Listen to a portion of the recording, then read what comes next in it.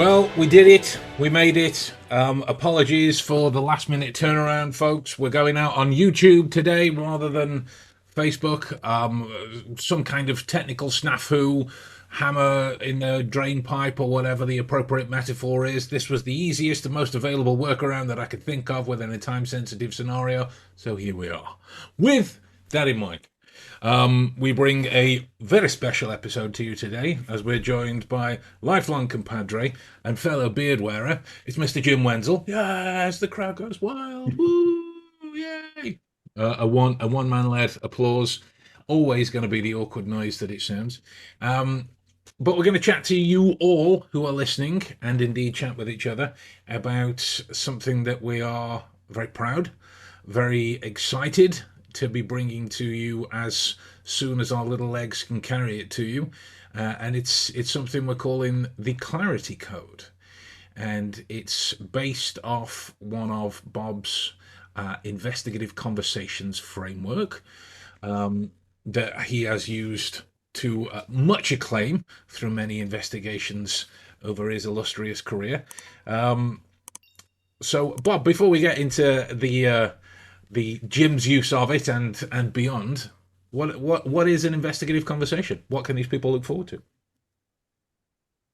An investigative conversation is different to an interview where it's one way question seeking answers, and it makes the process more about two people connecting at a certain level, and the level depends on the people involved in it. It involves understanding that the person that you are interviewing or speaking with has wants and needs and a desire.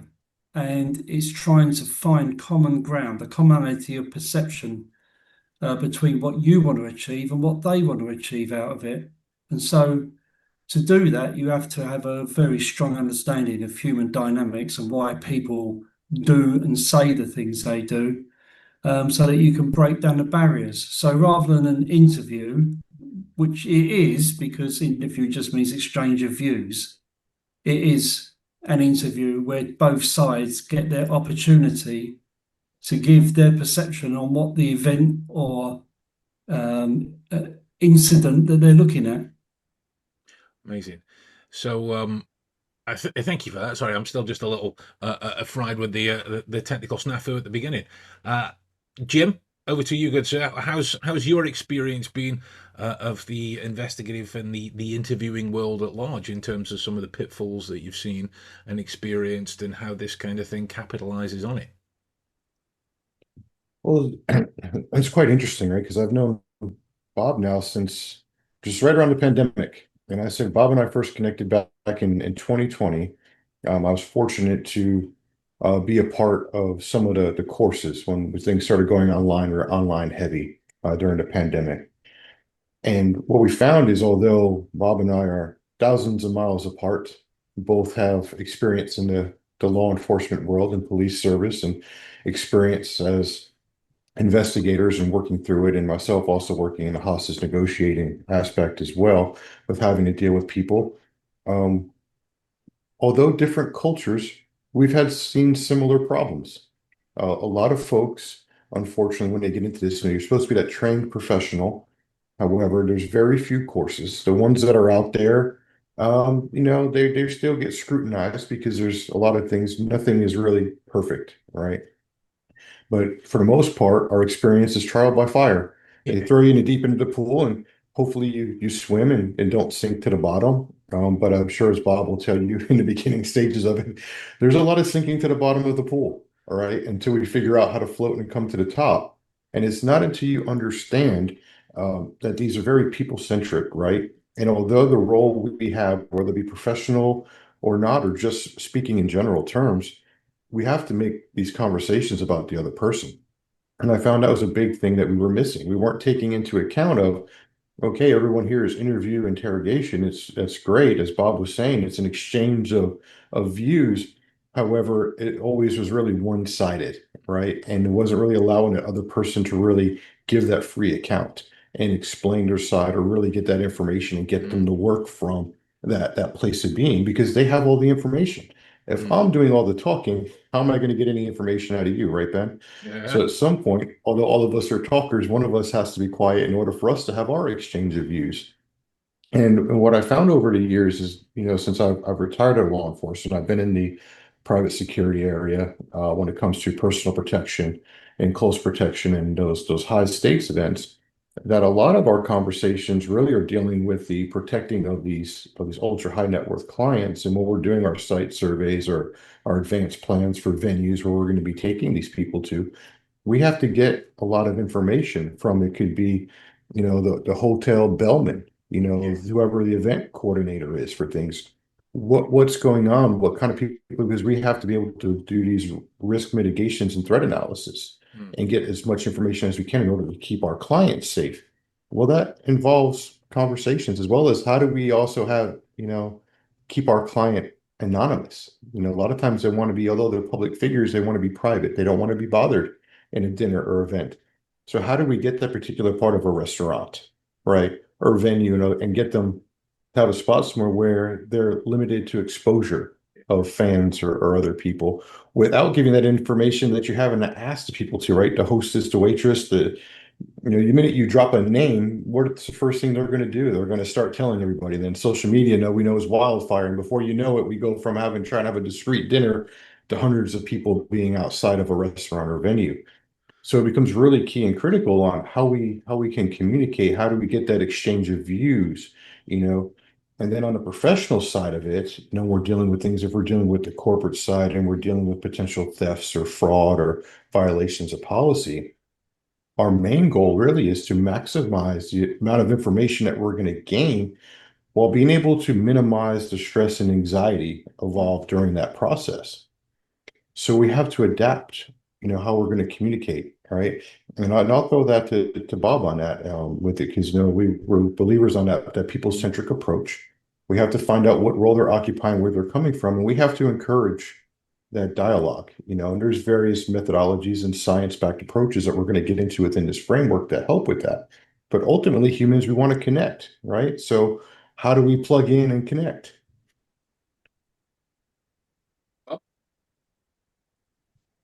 Yeah, 100% agree. The thing about this is that the elephant in the room is always what we're seeking to achieve, and it's become more prevalent through exposure on social media, etc. That if we're only looking, or we seem to think that a confession is in the right context of that type of conversation. A confession is the end of it, where it's just the start of it, really. Because if someone is to say, well, I've done it, then the next thing you're going to have to ask is to tell them, because we can get false confessions. People can confess for all sorts of things. But the thing about it is we shouldn't be confession based, because the way I look at it and the way this program has been set up is what we're trying to build is a persuasive case. And a persuasive case does not have to include a confession. A persuasive case is reaching the burden of proof for the standard of the end outcome of that. So in a criminal case, then it's beyond a reasonable doubt. In a civil case, it's the balance of probabilities. And you aim to get to that standard. And once you've got to that standard, in my experience, if you do it right and you then explain to the person, this is what you said and this is what we know, and this, are these people, you've got to think to yourself now, what is whoever's going to look at this going to think of this? Then that's when they start to, maybe if they've not been as cooperative, that they may consider being cooperative. But you can only put pressure on someone through giving them the evidence, through showing them. But that's not to say that you give your evidence away to start with. There are techniques that you can use to let the other person have their say first. But this is all part of the program, and it's not about chasing confessions. It's as far away from that as you can get. It's about building a persuasive case and understanding human behaviour. And let's face it, the hardest thing for an interviewee in any case is to say, I did it, because it goes against all that we are. Mm. Yeah, yeah, and that's one of the things that we struck upon with this particular framework. You see the flaws in things like the piece model or the retechnique, and other things that are connected to it, and you take that kind of that ethical front line, because if you're about to enter into a situation where, as part of the role you're in discovery mode, right? If everything was already known, you wouldn't be there. So to jump in and immediately go to some kind of, coercive or manipulative or pressurized technique or whatever it is, leading from your position as whatever it is you are in that room, it's immediately a biased scenario. One of the things that we were talking about is if, and this is during the course, is if you're going to walk into a room with the attempt to prove somebody guilty or innocent, it's the Neil deGrasse Tyson thing of intellectual laziness. It's bias coming into the room. It's like those people who go out and say, "I'm going to practice lie detection." You can't because you're trying to presume that there are going to be lies to spot, and that biases your interaction of the room in that particular situation. It is that one doesn't want to twist facts to suit theories instead of theories to suit facts. So one of the immediate things that we seek to kind of highlight as part of the clarity code itself, which we haven't seen elsewhere, doesn't mean that there isn't, but we haven't seen it elsewhere, is the focus on the self. Not just the adding on of more technique and adding on of more models or a different way of doing this or a different way of doing that or whatever it is. It starts in here. This is one of, if not the ultimate tool that you will use during that situation. It will determine how you ask the questions. It will determine how you interpret the information that's in front of you. And so it is about the exploration of those tools in such a way that gets it out of the reach of all of those cognitive processes that, I think it would be fair to say that at the very least attempt to colour the way that you would view a particular situation. So it's viewed for only what is irrefutable, and then the balance of probability carries forward. Right? When you say that, fellas, one of the best tools that we can look at when continuing investigations is us and the way that we process the information in front of us. Sure. And on that point as well, is that in my view, and it is only my view, we're always taught that we should gain empathy with this person and build a rapport with them. And I don't know, but I've viewed some people that I would find it very, very difficult to get empathy with them. The empathy you get with them is that they're in the situation they're in and how that must feel to sit in that situation. And you can show that without gaining empathy. You gain a commonality of perception. We both know why we're here. Doing a lot of work in negotiations, you don't get empathy with the other person in the negotiation. You understand their position and they understand your position, and you try to work somewhere in between that. That's what, in my view, an investigative conversation should be.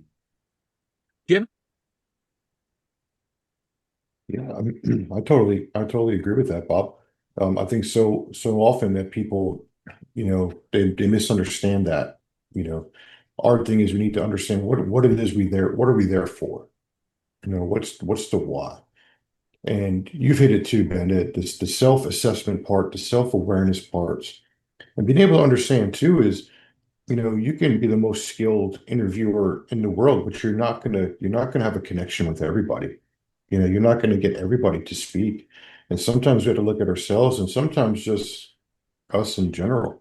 I know for me, having a Marine Corps background and law enforcement background, when I started teaching at the police academy, just the way that I wore a uniform and carried myself, a lot of people would get the misconception that I was unable to be approached. to like, look, you come off unapproachable. You don't do this. So then it's like, okay, well, what do I need to do? So there's ways I need to soften that.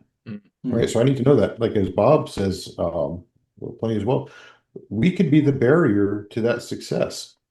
What is it that we are projecting? If we're coming off with a particular type of attitude, or are we condescending? Anything, we're gonna get that back. If we have a certain, that person's gonna feel that, and we're gonna get that back. So what do we need to do in order to keep that temperature in the room at the right temperature? Is we need to be able to understand how to self-regulate and how to mitigate those things. Bias is one of them. Ben, you hit on that too. We talk all the time. So many guys get hummed up on that confession, but I'm one of those always like, well, if I can get a complete denial that the evidence can refute, that's just as good as a confession, because if they're saying they were never at this particular place and particular time, but we have a computer, we have digital evidence, fingerprint stuff that is irrefutable by science back that shows that they were there, they can say they're not there all day long. We can disprove that with facts and evidence. So the hemmed up on a confession thing would always astounded me. And I was one of those that after a while, because I got tired of seeing that, I always wanted to try to prove someone innocent. But what I had to do over time was understand, if you get too focused on that, bias creeps in, we don't self-assess and regulate, then all we're looking here and we're missing this pile of information here that shows guilt. And the same thing works vice versa. So we have to be able to look at it, although this could be our goal really is just to gather all the information that we can get, putting into its proper pile, make those assessments, which is why I love the framework that we built, because we start with, that all that subject centric, right? And we start with the link analysis and we start building everything out. And then we start getting into our comparative charts. Well, then it starts taking things away, because then we start putting statements next to statements and looking through it, what's being said, what's not being said. We can take our bias out of those more easily and look at fact. And then if I'm hemmed up on something and I pass it over to Bob, I don't really have to say anything to Bob. Bob already knows what the investigation is about through it, and he's given that, and then he can look off that and then be, okay, we need to look here. We can go off that. We don't have to interject anything there, because the minute I start saying something to any one of you guys, hey, this, well, then once I put out there what my thought is, that could also change how you initially perceive and receive it. And I want, an unfiltered, you know, view from you guys of like, I'm not going to say nothing here. Look at the facts. This is what we have. Tell me what you think. What am I missing? Where do we need to go next? What's our next step? Because we start playing chess at this part, looking at where we need to go. This second degree information, we'll touch on that as part of the course.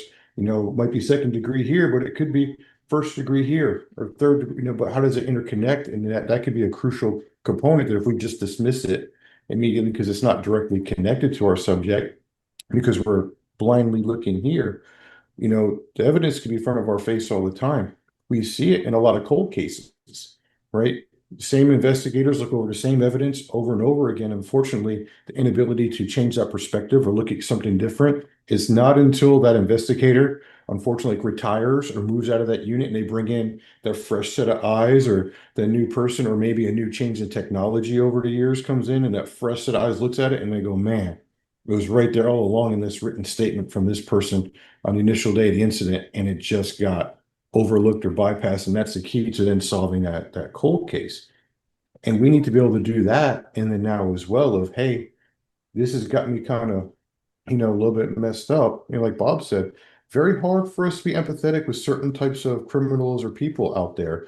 And if we know that, then I'm probably not the best person to go into that interview room, because I'm already going to be skewed and working from a certain perspective, right? And that's one, unfair to the subject, right? And that's also unfair to me and the organization I'm doing the investigation for. So we need to step back and say, hey, I'm a little too close to this, or this is actually bothering me a little bit more at my core than it should.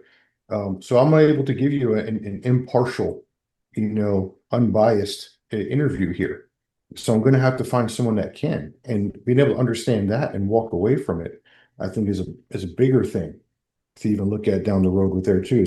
And again, it falls back to understanding ourselves and knowing when, hey, we may need to step back. Yeah, I mean, we've spoken a lot about the applications in a law enforcement setting, because that's where we primarily use it. But that's where we primarily use it. Does that mean that is the only place that you can use an investigative conversation? No, not at all. We really want to make sure that that carries over. It's not do these 5 points so that you achieve X, Y, and Z. It is a way of thinking about how you have a conversation with another person or a group of people, whomever that is, that you need to source information from in order to inform how you act afterwards. Yes, that could be the great corporate theft of '09, but it could also just be the case of the missing £5 note from your wallet, and you presume one of your children took it. There is a value to understanding that you meet the child in that scenario, not from the point of accusation or as the angry parent, but from the point of sourcing what information they know. Because if it is that you come at them with rules and regulations of the parent child relationship breakdown, you're not going to get anywhere near as open and honest feedback as you could in that situation. Because even in that particular one and anything else that's adjacent to it, defensive behaviors are natural. And that's one of the things that we get into as part of the framework. Defensiveness doesn't equate to guilt or protection of information or hiding something or whatever it is. A defensive behavior in the face of anything that is deemed stressful or threatening, however rational or irrational that end game might be, the defensive behavior is the natural inclination in that situation. Once you address that and you navigate that, which is easier for some than it is for others, these are all parts of the material that we get into. Once you get past that, it makes the interaction with the information a little bit more clear, hence the name clarity code, and then what you do with it as a result a little bit more clear, hence the name clarity code. And this is arguably one of the main things that we're looking to bring back when it comes to this concept of ethical interviewing. So, gentlemen, just for the sake of everyone's time, if you were to put your Jerry Springer's final thoughts on the use of the clarity code and why people should keep their eyes peeled for it, what say you? Either one of you. Both of you, hopefully. Okay, I'll go first. For me, it's all about taking back where interviewing comes from and understanding that an interview is just a conversation, the type of conversations we have every day. It's just a more purposeful and focused one. So if we start with the position of conversations as our basis and then just build on top of that all of the things that we need to make that a successful conversation. And from our part, it is about knowing yourself and knowing the other person. Because if you know the other person, but you know nothing about yourself, then you're setting yourself up to fail. There is only three types of conversations that you can have. And if you don't know what type of conversation you're in, then you're going to fail. So it's understanding that to start with, and then the rest of it, the techniques, etc., are built on top of that. Now, I can't claim responsibility. Other people have done the heavy lifting in regard to those other techniques. They're taken from all sorts of areas, including counselling and everything. And I've just put them together. I'm a bit of a magpie in that regard. But it is a way of having purposeful conversations. And people who come on it will learn how to use those techniques. So the amount of times that I've done an investigative conversation course and people have said at the end, this isn't for interviewing or just for interviewing, this is our life skills. Jim, how about you? Oh yeah, I totally agree. It can be put in practice in place anywhere. I mean, one, you're doing a whole level of self-development in here with understanding how you respond to things. because if someone says something we don't particularly like and it triggers an emotional response, then we need to acknowledge, well, why that's happening, you know, and why is it getting us to that emotional thing. So the more we understand about ourselves and converse and having, the more conversations we have, the better we get at it, the better we understand. This framework is great because it builds it all out. But depending on what it is we're doing, right? They can either be formal or informal. The framework kind of go along and helps follow us along on that formal side, that professional interviewer things. But on the informal aspect, it could be just simple because we're curious about something. Humans are naturally curious. We're going to ask questions. However, we notice, or at least I've noticed, people don't like to be questioned. They don't like to get inundated with the what, why, and hammered with questions all the time, which is why we learn different techniques. You understand echoing and mirroring and those things and how to place and how to properly place them into a conversation because it gets more information, allows us to actively listen, you know, which is another huge skill set. People love to talk and they reply with the intent, and they don't really listen to understand. And our goal here is we need to understand. They have the information and we need to process that. And within this framework, it allows us to process things differently. And it directly correlates to some of the other stuff we teach, Ben, the polar and everything else. Everything all comes in line in different things and can be a huge booster just for everyday life. If you want to have a better conversation with folks, I've been saying it for a long time. I use the VDC acronym to validate, dismiss, and clarify. And if I'm curious about something and I have a hypothesis about something that I can't readily validate or dismiss it, I need that clarification. That's where I feel these conversations come into play, because then it comes in because it's either going to allow me to get that information or I can either validate what I was thinking or dismiss it. And it's constantly like that. And it could be with anything. It could be with trying to figure out what your significant other wants for dinner, Yeah. because it's always whatever you want, but we know it's not what we want, so there's always these kind of things in our relationships. And we have young children, Yeah. who are they hanging out with? Where are they going after school? What are the activities they've been up to while they're in school? You know, and we'll find you've been around your children, your relationship long enough, when someone's kind of being vague with you, and just being giving you a broad stroke of something, but we need a finer granular detail. Well, how do we get that? Well, we need to get past all of those, like you said, those the self-defense mechanisms. We need to make them feel like we're not accusing them of anything. So how do we do that? How do we disarm that so we can have the conversation? Because no one likes to be talked at or felt like they're being accused of something or having a finger pointed in their chest. Yeah. So we have to change how we approach that, soften our approach, change our manner in conversation. We get into the whole tell me, explain me, describe to me as we dive into this.